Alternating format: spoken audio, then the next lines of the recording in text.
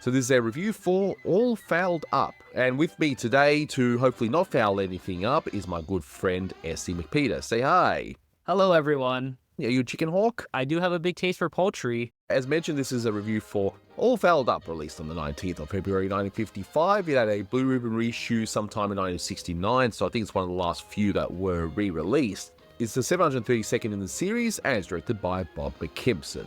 You can find this on the Looney Tunes Superstars Foghorn Leghorn DVD set, and a high-definition version is out there, pretty much on streaming. Hopefully the high-definition version will get out there soon. It's not on YouTube unless Warner Brothers themselves choose to upload it, as it is a copyrighted short. But in case you haven't seen this one, this is your typical Foghorn short. In fact, this one harkens back to the earlier ones where you had Henry Hawk, and you had Foghorn Leghorn up against Barnyard Dog, where they trade blows against each other, and Henry Hawk just wants to eat a chicken. So there's nothing really too special story-wise here, but that's okay. It is what it is.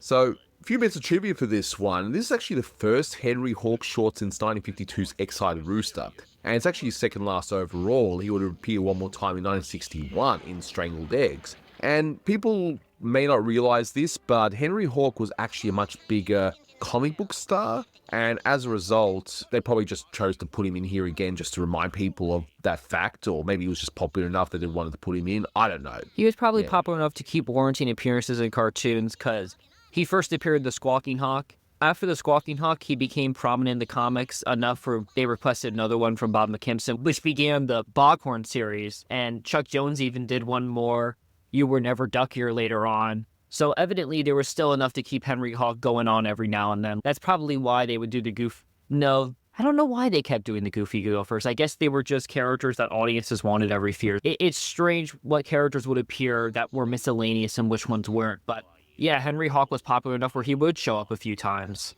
Yeah, it reminds me of that time where they brought back Beaky Buzzard just randomly and never again after that. Merch and comics. Yeah, so that's all it really is, but that's okay. This is basically, as I mentioned in the synopsis, that it's just like a typical good old-fashioned Foghorn short from the 40s, like one of the first few ones where you have the dynamic of Foghorn Leghorn, the Barnyard Dog, and Henry Hawk. But production-wise, this one's interesting because this started off before the shutdown, or at least roughly around the shutdown. But then, once the studio reopened, they basically finished it off. I mean, you couldn't really tell. If you don't know the history, it looks fine. It is competent. It is well animated, but it's got other animators like Richard Thompson, who's a Chuck Jones animator, doing a few scenes, and even Bob McKimson himself had to finish a few scenes as an animator. Yeah, the majority of this film is, I believe it's Richard Thompson and Phil Delore. I think Keith Darling does a few scenes as well, but he only does like, I think 3 or 4. He does some of the opening shots. Keith was someone I think Bob McKimson liked a lot. He was the only guy to return animation-wise after the shutdown for McKimson, so he was clearly someone that McKimson respected enough in that terms. But it seems like this was the first cartoon they made once the call was made to start terminating Bob McKimson's unit, because it was just 2 of the guys he could keep, and McKimson itself. This is something that Fralin or Jones could never do. He animated some of these shots, and while it still has a lot of the great drawing that McKimson had, it's clear that his mind was going out of animation. Not necessarily that, he just was sort of checking out, and his drawings they serve the purpose well, they look nice, but they're merely just competent. I wish I could say I liked more Bob McKimson's work, drawing-wise, but he was letting himself get a little too literal, and I think he himself recognized that in later years. Yeah, definitely. But again, if you don't know the history, it looks fine. It looks like a typical Foghorn short. It's actually really pretty. The colors are especially nice in this one. Bob Gibbons was doing the layouts for Bob McKimson at this period. He was really getting them into some nice stylization that they wouldn't have before or after. And it works really well, yeah. And again, none of it's jarring. You couldn't tell that maybe it was started before, finished after, or whatever, like you would perhaps in a live-action production. And it's just, oh yeah, we'll just continue drawing, you know? But it definitely works. But what's interesting is that when the cartoon opens, again, you hadn't seen Henry for a while. He's prominent in the comics, but they still show up as Henry being the star, like in the title cards, where he's front and center with Foghorn. Even though Foghorn's basically outshone Henry by this point, no, Henry's still front and center. It's kind of weird. Yeah, it's strange. I wonder, was Henry Hawk ever in one of the Bugs Bunny show episodes because he seems prominent enough where he would have been, but I don't think so offhand. But Henry's a good enough character. I like the Squawking Hawk quite a lot. It's an underrated cartoon, I think, but no, he didn't need to be in every cartoon ever made, but at the very least, it's nice to see him again. Yeah, exactly. And this one brings back the wonderful dynamic that makes the Foghorn shorts work so well, and that's, of course, the whole Foghorn versus Barnyard Dog versus third character. And yeah, sometimes you have these weird characters, like one was even like a boxing rooster and all that stuff. Come on, kid. Exactly. And this one, yeah, they just brought Henry back because, hey, I think he works here. But I reckon we take a look at this short from start to finish, because I would have seen this before when I watched that Foghorn Leghorn set, but I don't recall much of it, so it was like watching it brand new again. And yeah, when it opened up, you start off with Foghorn sneaking up on Barnyard Dog, hits his rear, as one would, of course, and the chase begins. Foghorn leads the dog over a well, and he falls in, and his house falls in as well.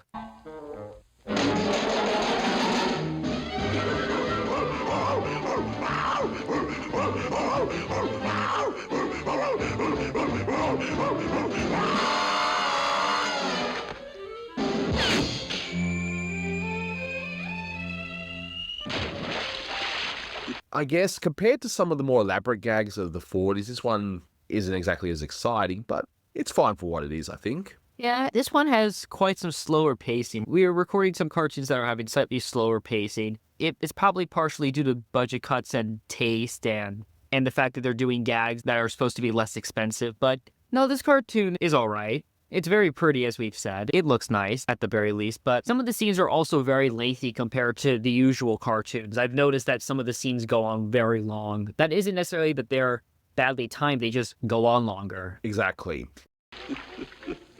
Love that dog. And sure enough, after that, we see the dog emptying out his home. I don't know why he doesn't just tip it all out by lifting it up, but anyway, we'll put that aside, of course. And he sneaks up on Foghorn and attacks him while he's asleep, and he believes that the dog is lower than a snake full of buckshot.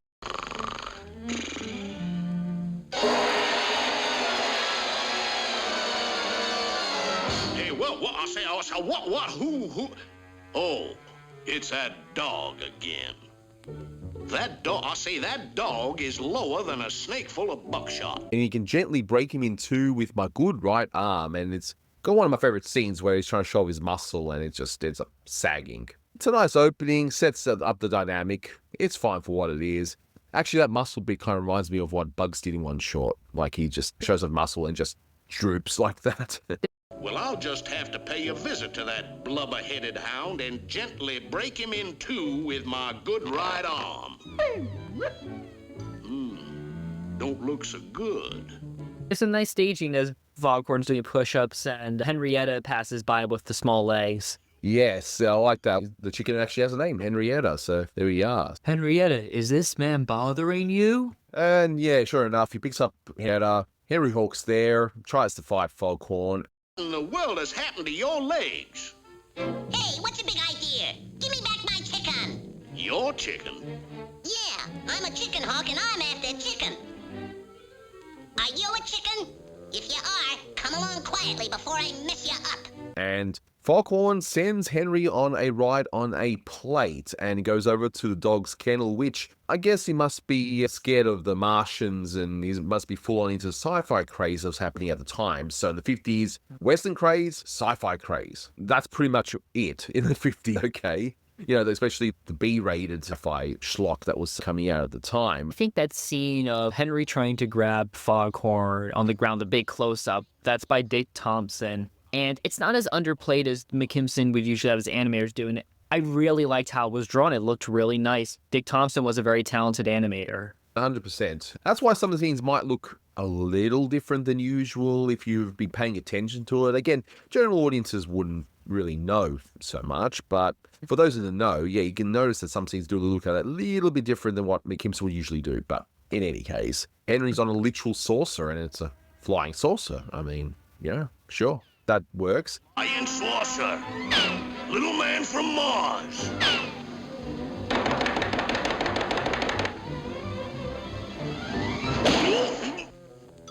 So Henry then ends up flying through a hole in the back of the kennel, and the dog bursts through the roof. And Henry explains that Foghorn did this. And I like the fact that he even references Foghorn as a schnook. No, I'm a dog. Well, I'm a chicken hawk, and I'm looking for chicken. Chicken hawk? Well, what are you doing here? That big schnook tricked me. Schnook? Yeah, he's got big eyes, big beak, big feet, and he's big and ugly. Which is kind of like a reference to what he called him in previous shorts. I like the fact that he calls him a schnook as if it's a species, and the Barnyard dog has to explain that it's really a chicken. There's the big schnook over there. I'm gonna let you in on a little secret. That schnook over there is an overstuffed, fat, flabby slob of a chicken. Chicken? So it's kind of referring to the past shorts, which again, there's no real continuity in these things, but it's a nice little touch for those of us in the know at least. We see that, I love the animation of Henry just getting all excited. He's like a little child here. I think that's more Dick Thompson animation, and it really is more exciting. He was used to doing more elaborate things in the Chuck Jones unit, so he's bringing a little of that here, which is a good thing. And he's just so excited. He's like, oh, chicken, chicken. Foghorn is doing his pull-ups. It's putting me to shame, that's for sure. He's doing all right. I'll say, he's getting into shape and that. So at least he's actually doing something about it. Sure enough, Foghorn does his chin-ups, but then he keeps on going, even though he's not using his arm. He's like, look, I'm chinning with no hands. Well, look at me, chinning, no hands. I'm stronger than I thought I was. The dog convinces Henry to put Foghorn in a cooking pot. You see this big fire being caused, and sure enough, Foghorn ends up blowing off like a rocket. But he says one great line. He goes, what's the idea of jacking that pot onto me? Jackpot. Love the dad jokes in there. Hey, boy, what's the idea of jacking that pot up onto me? Jack? Pot? Jackpot. Yeah, that's a joke, son. Don't you get it? I made a funny, son, and you're not laughing.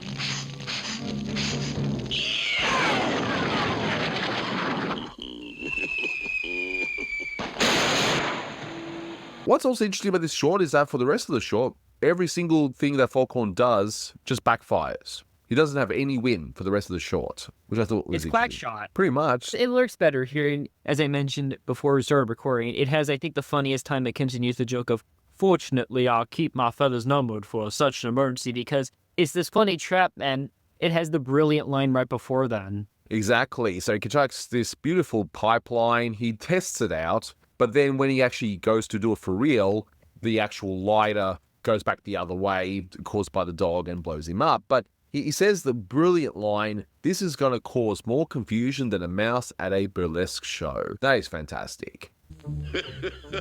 This is gonna cause more confusion than a mouse in a burlesque show. Yeah, if you guys are wondering where that famous Foghorn line, fortunately, I keep my feathers numbered for such an emergency, that's where it comes from. It's from this short, okay? Maybe he got such a huge reaction this time around, because this is definitely the first time he says it. So maybe he says it and then he just uses it again as another catchphrase. Nothing wrong with that, of course. Yeah, there's nothing wrong. No one would have known.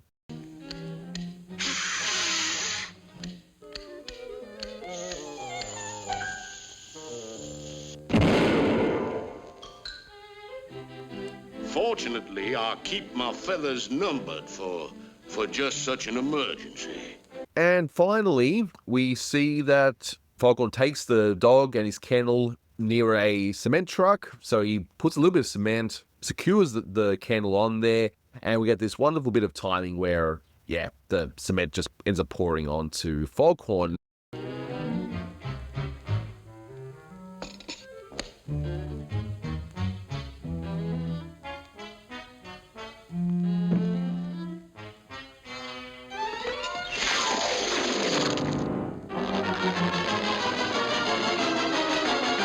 Now, Foghorn's intent to what? Entomb the dog? What? Killing him? Because he would die. That's my first thought. Most of this ending is Bob McKimson's own work, and it's drawn well, but this is past the peak, unfortunately, for him. Yeah, I think so. I think doing so much directing is less If he was only doing a few scenes, and it was of the budget of the work on the Clampett cartoons, we would have probably been seeing really dimensional work. Like, he does a Foghorn. It was the first one he did when he came back, Weasel Stop, and oh my goodness, he handles some of the dog in that cartoon. It's really, really good work, and it's the last time you really see something like that in any of the McKimson cartoons, or the cartoons in general. It's just how dimensional it was, because they were going for stylization, of course. But back to this cartoon, it just sort of ends with the goal being accomplished, but at the very least, it rounds out well. Exactly. So we got a reference of the famous statue, the thinker. So he goes, don't bother me, I'm thinking. Can't you see I'm thinking? So, of course, the reference to the thinker. And we get the topper of Henry Hawk reappearing, and he drags it off. And he says, I had to catch me a Plymouth Rock. So that's a reference to a real chicken breed, the Plymouth. So it actually is a real chicken breed, and it's from Massachusetts and Plymouth Rock and so on. So it all plays into that. And this just makes me want to eat some chicken, to be honest. I think we're on the same page. I think so, indeed. As I mentioned in the previous Goofy Gophers short, I have to try and be fair to these things, because while I've seen so many of these Foghorns, this one is a little bit of a lesser entry, but it's still pretty solid. It's competently made. It's funny. I just got to be careful that I'm not doing the whole same old just because I've seen the others. So this one gets, I think, 8 out of 10. It is a lower tier one, but again, even McKimson, when he was making his Foghorns, even later in his career, they were always the strong point for him. And this one, yeah, hilarious. Yeah, I like it. So 8 out of 10 for me. 7.5 for me. This is an alright Foghorn. Kind of wish there was a bit more going on in it, but it's nice to see more of the Barnyard and Foghorn rivalry, because I don't think they had done it in the past few cartoons. They were focusing on Little Boy Blue and the other one with the AK Jr. around this period. Yeah, but it's nice to have that dynamic back. Exactly. So, I mean, if this is someone's first Foghorn short, I'm sure they'd be howling with laughter. So, there's definitely nothing wrong with it. It's quite fun. But that will do it for this one. Thank you so much, guys, for watching. And until next time, take care. That's all, folks. And I'm going to get me some Plymouth Rock. Say, don't bother me, dog. Can't you see I'm thinking? Of all the kinds of chickens in the world, I have to catch me a Plymouth Rock.